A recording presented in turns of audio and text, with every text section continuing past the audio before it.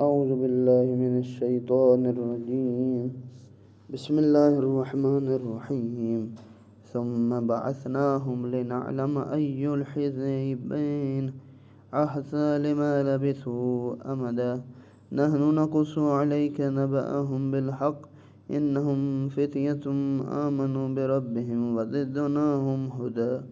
وربطنا على قلوبهم إذ قاموا فقالوا ربنا رب السماوات والأرض لن ندعو من دونه إلها لقد قلنا إذا لشططا هؤلاء قوم اتخذوا من دونه آلهة لولا يأتون عليهم بسلطان بين فمن أظلم ممن افترى على الله كذبا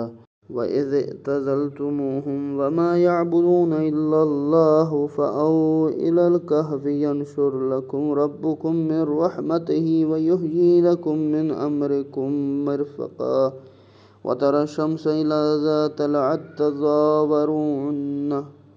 كهفهم ذات اليمين وإذا غربت تقصرهم ذات الشمال وهم في فجوة منه ذلك من آيات الله من يهد الله فهو المهتد ومن يضلل فلن تجد له وليا مرشدا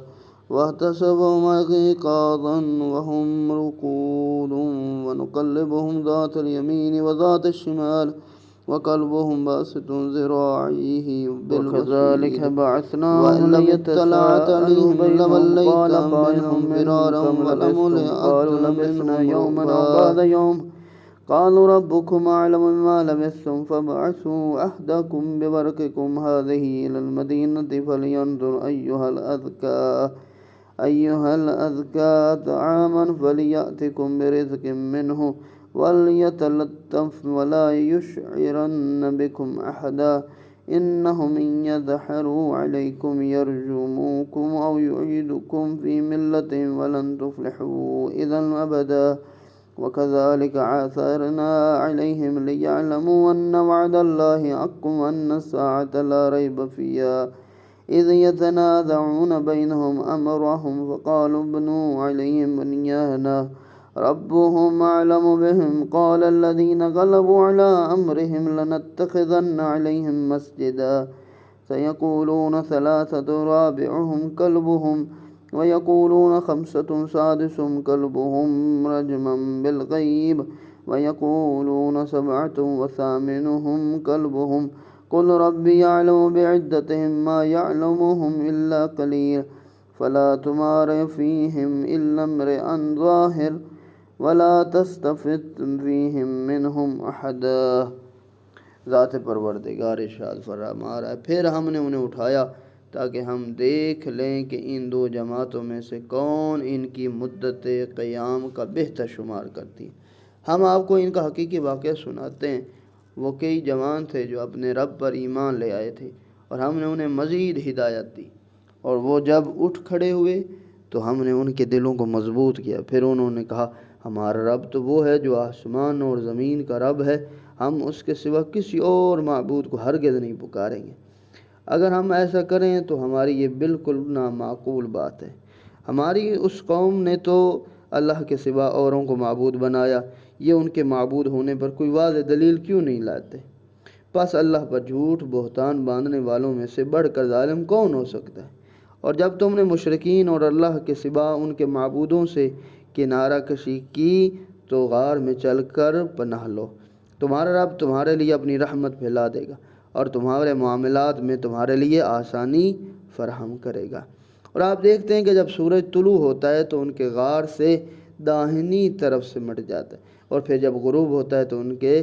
بائیں طرف کترا جاتا ہے, اور وہ غار کی کشادہ جگہ میں ہے. یہ اللہ کی نشانیوں میں سے ایک ہے. جسے اللہ ہدایت کرے وہی ہدایت پانے والا ہے, اور اسے اللہ گمراہ کر دے اس کے لیے آپ سرپرست و رہنما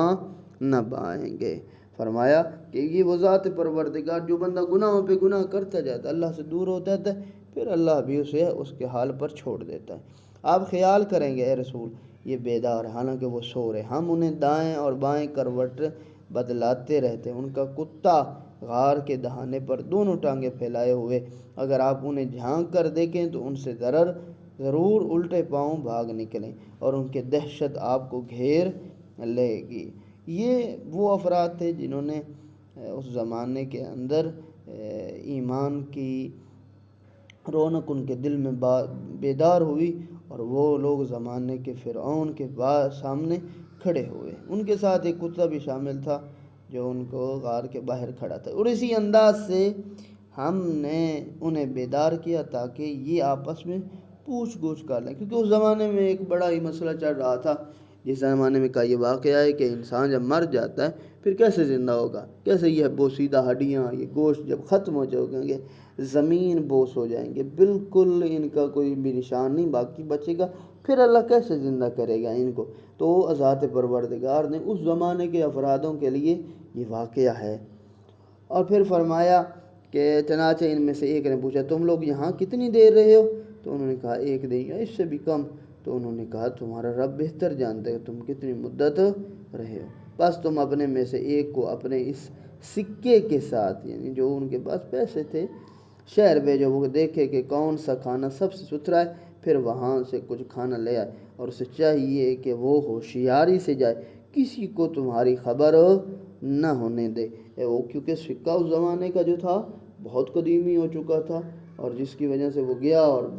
وہاں پر بڑی مشکل میں پھنس گیا، کیونکہ اگر وہ تم پر غالب آ گئے، وہ سمجھ رہے ہیں کہ ہم کچھ دیر سوئے ہیں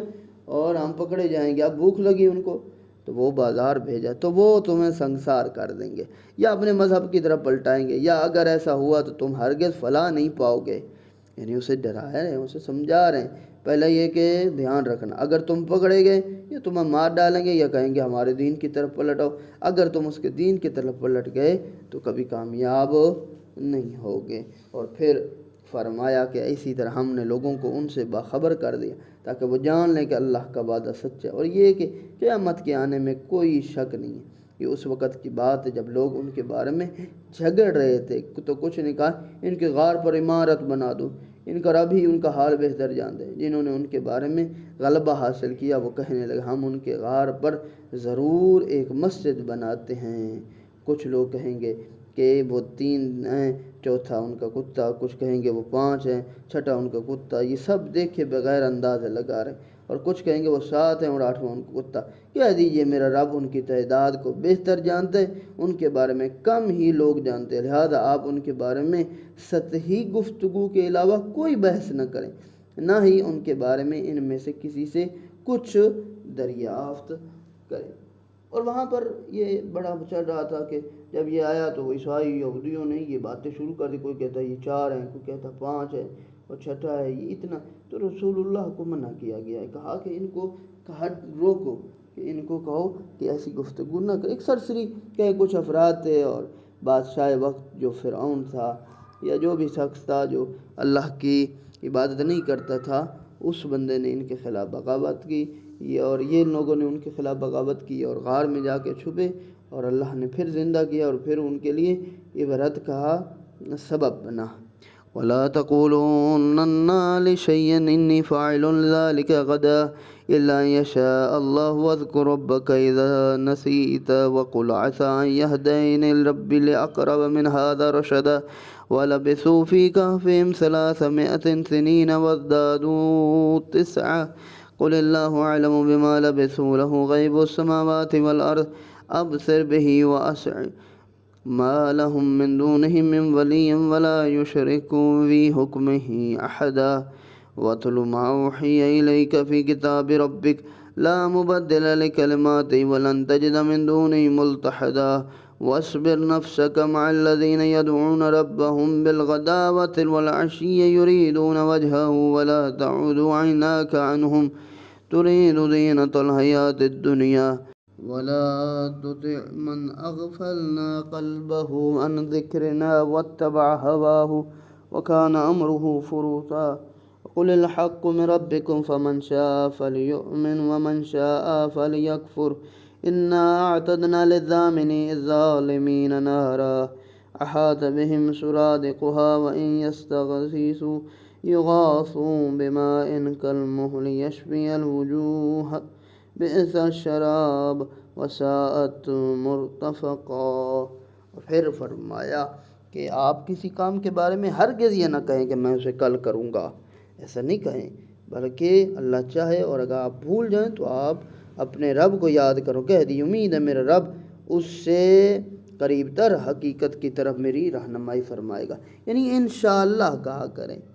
کیونکہ بعض اوقات یہ ہوتا ہے کہ انسان کام کرنا چاہتا ہے لیکن نہیں کر پاتا، لیکن جب وہ کہتے ہیں انشاءاللہ یعنی خدا نے چاہا میری مدد کی، میں انشاءاللہ آپ کا کام کروں گا، اس لیے رسول اللہ کو بھی حکم ہوا کہ آپ اس طرح کہیں، اور وہ اپنے غار میں 300 سال تک رہے اور 9 کا اضافہ کیا۔ اصحاب کہف قیصر روم کے عہد سلطنت میں تقریباً 445 عیسوی میں بیدار ہوئے،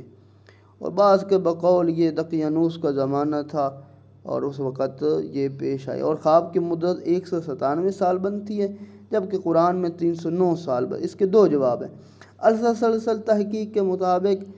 فرمایا صحاب کہف کا واقعہ قیصر روم کے عہد میں ہوا، اور اسی طرح بعض مسیحی روایات میں آیا کہ دقیانوس کے عہد میں ہوا، بہرحال جس کے بھی زمانے میں ہوا کہ تو قرآن کہہ رہا ہے کہ 309 سال وہ رہے،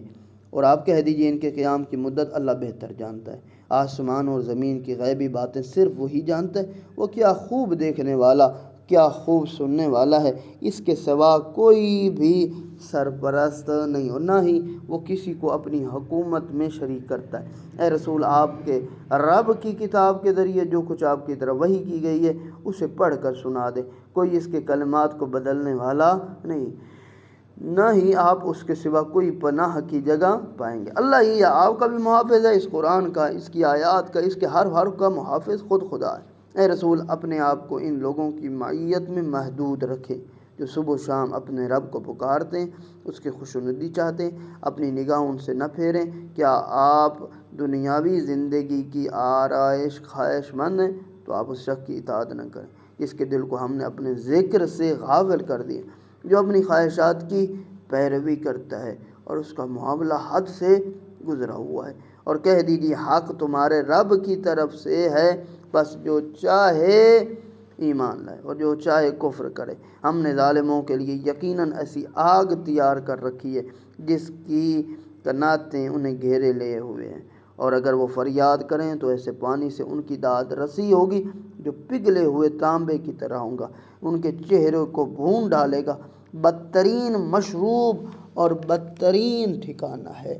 ان الذین آمنوا وعملوا الصالحات ان لا نضیع اجر من احسن عملا، جو ایمان لاتے ہیں اور نیک اعمال انجام دیتے ہیں تو ہم نیک اعمال بجا لانے والوں کا اجر ضائع نہیں کرتے۔